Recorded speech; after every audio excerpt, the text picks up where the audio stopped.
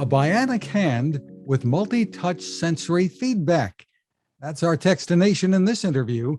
I'm Fred Fishkin, and joining us from a company called Psyonic, Psyonic, is CEO and founder Dr. Aadeel Akhtar, who has led the team developing the Ability Hand. Thank you for joining us, Dr. Akhtar. It's my pleasure to be here. So tell us, there it is, for those of you who are watching this, tell us about the Ability Hand and how it's different from what's been out there. Yeah, so when we started designing the Ability Hand, we had several things in mind that we wanted to address with respect to the needs of the users. And the first and foremost was that we built this hand to be super robust, right? We were hearing from so many patients and clinicians that, their like $100,000 hand was breaking all the time. And so we wanted this thing to be built to last. And so we make our fingers out of a flexible silicone and rubber. And that gives it impact resistance. So we've done push-ups on it. We've broken boards with it. Most recently, I actually arm wrestled a para-triathlete national champion who uses an Ability Hand. And unfortunately for me, he beat me. But the hand was able to withstand all the forces that arm wrestling takes. So that was huge. It's also the fastest bionic hand in the world. Users have always been complaining that, their prosthetic hands have been too slow. So we wanted to make sure that it was very quick for them to control and change grips very easily. And then finally, it's the first hand on the market to give users touch feedback. And so one of our patients is a U.S. Army sergeant who lost his hand in Iraq. And when he holds his daughter's hand, he can actually feel it. And again, that's something that no other prosthetic on the market can do. That's amazing. So tell us the story behind it, the how and why you got into this. Yeah, so the whole idea for this really started when I was actually 7 years old. My parents are from Pakistan, and I was visiting, and that's the first time I met someone with a limb difference. And she was my age, missing her right leg and using a tree branch as a crutch, living in poverty. So that's what inspired me to go into this field. And we found that, back home in the US, we have similar issues with access to prosthetic limbs.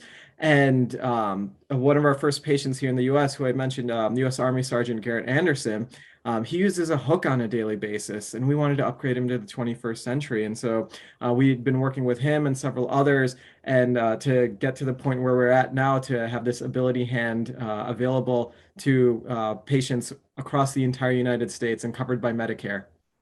Well, that's one of the things. You've tried to bring some new affordability to this as well. Absolutely, absolutely. And, bionic hands that have this kind of functionality where you can move all 5 fingers, they have historically not been covered by insurance companies. And usually only about 10% of them went through, whether you were in the military or if you had a workplace accident. And by getting it covered under Medicare, we've expanded that access to about 75% of patients can now afford an advanced bionic hand in the US.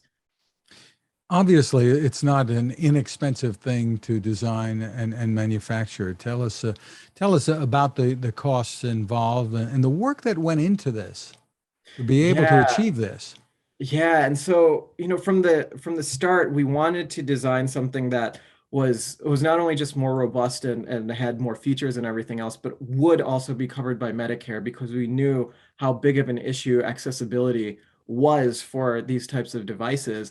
And we're able to we kind of had to think outside of the box. Like, how could we leverage, technologies like 3D printing that could reduce the cost, but still make them in a very robust way? And we realized that by doing things like, instead of 3D printing the hand itself, but 3D printing molds and using injectable silicone and rubber that's low cost, we could reduce our cost by a third of what our competitors use to build their devices, with them using injection molding and custom machined steel. And because of that, we were able to hit that Medicare price point. And this is connected. Tell me about it. Connected. You have this has Bluetooth in it. Yes. And can get over the air updates. Tell me about it. Exactly. So We have an app on both iOS and Android, and it communicates over Bluetooth to the hand. So if we have new grips or new features in the hand, we can actually upgrade it the same way you would upgrade your phone, essentially the software on your phone through an over-the-air update.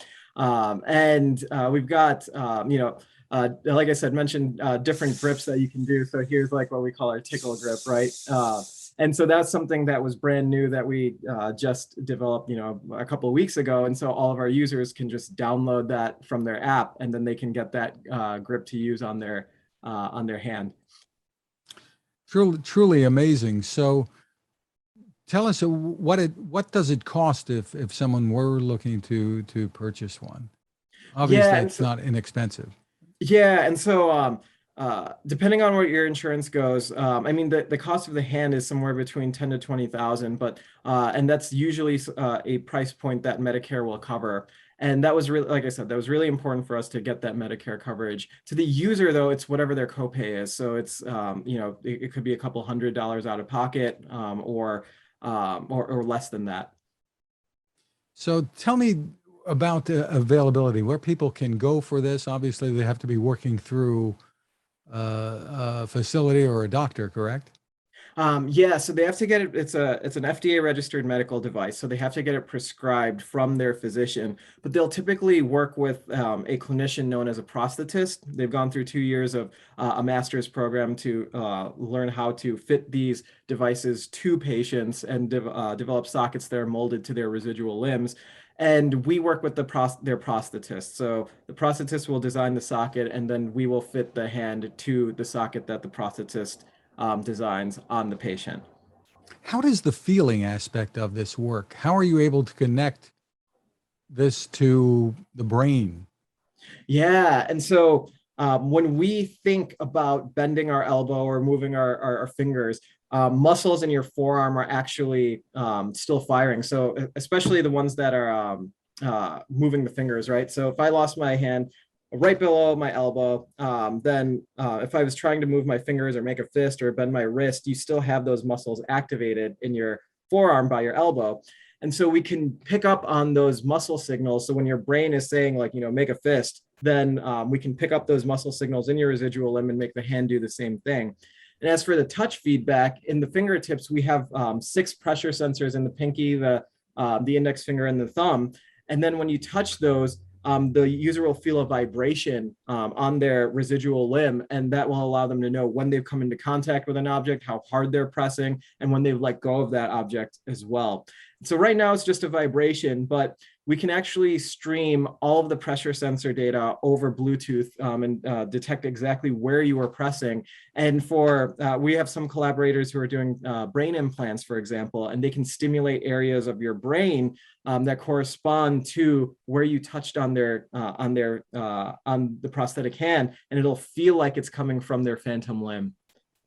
Wow. So obviously this is getting better all the time. And where else do you want to take this? How much better can this get? And are there other things you're working on? Yeah, and so where this field is definitely heading towards is more seamless integration with the human body and going invasive, right? So we're talking about like brain implants, spinal cord implants, connecting directly to the muscles, integrating these prosthetics with your bones. And we designed our hand to be ready for those systems when they come out, so that when we get implanted electrodes that FDA approved and they're out in the market, that our hand will already be ready to work with those systems. So that's one of the areas that we're looking into. But also the same technology that we have in our hand for controlling our fingers are directly applicable to elbows, knees, and ankles as well. So we're already thinking about ideas on an ability leg in addition to an ability hand. Very, very exciting. For more information, where's the best place for people to go? So they can check out our website at www.psyonic.io. And we're also on all social media channels. We just released that arm wrestling video with the pair triathlete on YouTube. So I would love for everyone to check that out and give us a like and a subscribe. That's awesome. And we should say that this came out of work through the University of Illinois at Urbana-Champaign. Is that correct? That is absolutely correct. And that's where I did my PhD in neuroscience there. and a master's in electrical and computer engineering. And this is kind of the combination of all those different fields. And so it was started as a PhD project, and then we spun it off and turned it into a company to help as many people as possible.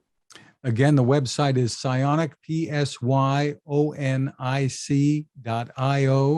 Dr. Aadeel Akhtar, thank you so much for taking the time with us. Thank you. Take care.